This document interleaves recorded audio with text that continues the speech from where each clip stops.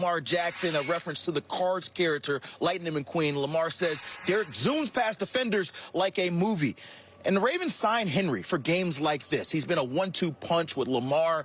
You get Derek's power and speed, Lamar's elusiveness, and really in Todd Monken's scheme, they've created conflict on defenders, and they hope to do that against the Ravens today. And look, their center, Tyler Linderbaum, told me there was a walkthrough earlier this season where Derrick Henry ran into his back, and it felt like a boulder. He also talks about defenders joking how they're happy they don't get Derrick Henry stiff arm in practice. Well, the Bills, they'll have to deal with it at a different level this game. They got ran all over week 4, but they welcome back Matt Milano, Terrell Bernard, Teron Johnson, 3 of their best defenders who didn't play in week 4 loss. They may need Mater too to be able to handle McQueen and Lamar. Rich?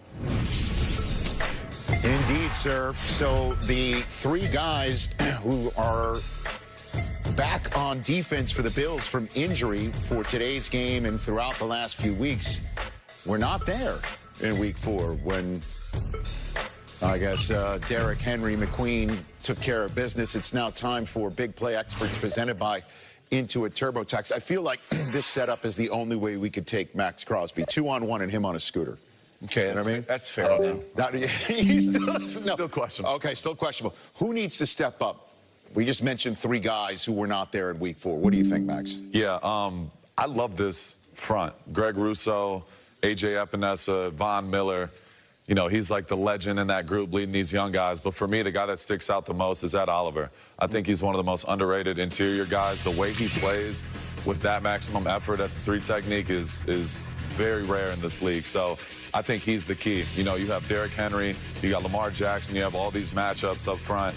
I think Ed Oliver is going to be the difference maker. The way he plays against the run and pass is going to be critical. You see him every single down punching guys in the mouth and making plays in the backfield. So I think he's going to be huge for them if they want to win today. The guy who has the toughest job in the stadium is Bobby Babich, the defensive coordinator right here of the Bills, because it's hard to defend this Lamar Jackson offense, right? They can do just about everything, and they've got that guy with the green dot over there who returns Boston College guy, Matt Milano, and he's going to be making the calls.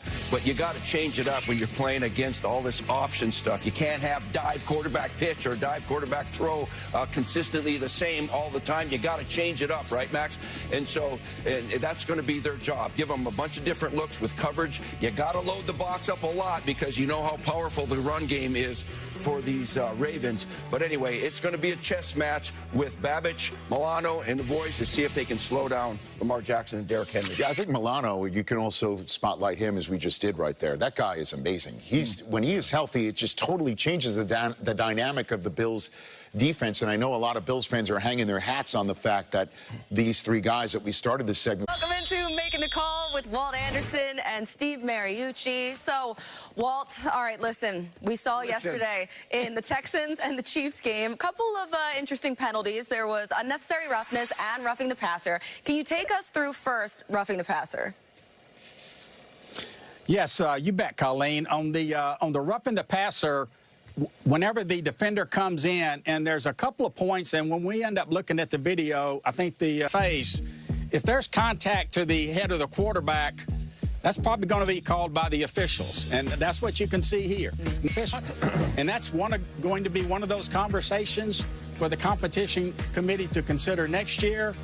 But when he comes in right there face-to-face, officials are going to call that. That's the rule for this year. And the other thing that a lot of your audience might not realize is in most all of the rule book, when in question, officials are not supposed to call a foul.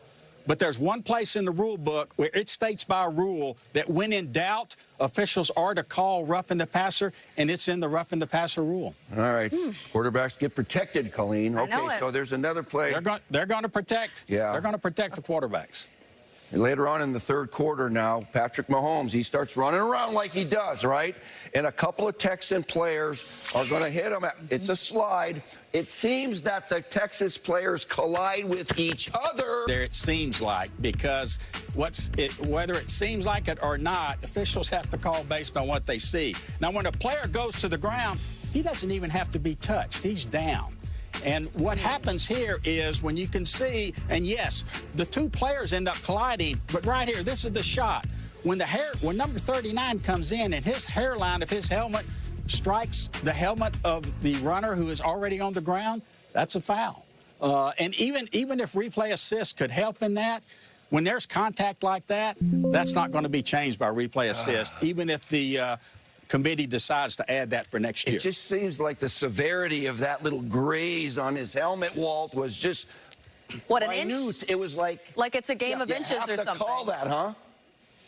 Well, it is a game of inches, Colleen, and, you know, this is one of those areas that is always going to be debated in terms of what's forcible, what's not. You want to end up having guidelines, and I'm encouraged that the committee every year adds some things for us to help with replay assist. But the game is not ever going to be perfect, and one thing we don't want to do is we don't want to let perfect be the enemy of good. We always want to work at continuing to try to, can we make the game better? Can we use replay assist to help pick up things that are clearly and obviously not a foul, but in those areas that are gray and maybe debatable, we have to leave those on the field. You know, we've been doing this all year, and it's been great.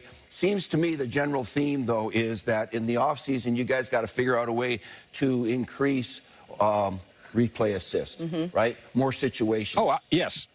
I mean, totally agree with that, Coach. And I know it extends the game and all that, but that's going to be done. Yeah, it's going to be done. Okay. Can't you let just heard it right here. Be the enemy of good. Sounds like Walt Anderson has been reading a little inner excellence. Maybe I'm wrong, maybe I'm not, but Walt Anderson, maybe you can answer that next week on Making the... Philadelphia Eagles, for the first time in their history, hosting a wild card game and then a divisional game in the same playoff season, taking on the Rams on a snowy Philly day.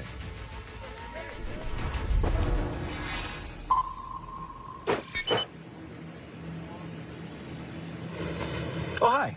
Just doing a little light reading here. You know, this time last week, author Jim Murphy didn't even know A.J. Brown, but after Fox cameras caught Brown reading a copy of Murphy's book, Inner Excellence, while on the sideline during the game against the Packers, the two are now fast friends, talking about potentially doing some charitable work via Brown's foundation. Inner Excellence rocketed up bestseller list this past week, thanks in part to Eagles tight end C.J. Uzomah buying 70 copies so that every player in this locker room would have one. I talked to Murphy yesterday. He said he and Brown met at the facility on Friday, had a good chat about this book's impact on Brown, about making a difference in yourself before you can help others. He said that's what he's working on, and I'm just grateful to be a small part of his journey. Murphy will also be a small part of the crowd here at Lincoln Financial Field today, obviously rooting for Brown and the Eagles. Well, since week 15, you could make book. You see what I'm saying? On the Rams defense coming downhill and hitting you chapter and verse. Do you see what I'm going with that? You know what I mean? It's just like, this is what happens when I don't have to wake up at 4 in the morning, you know? Take it away, Kurt.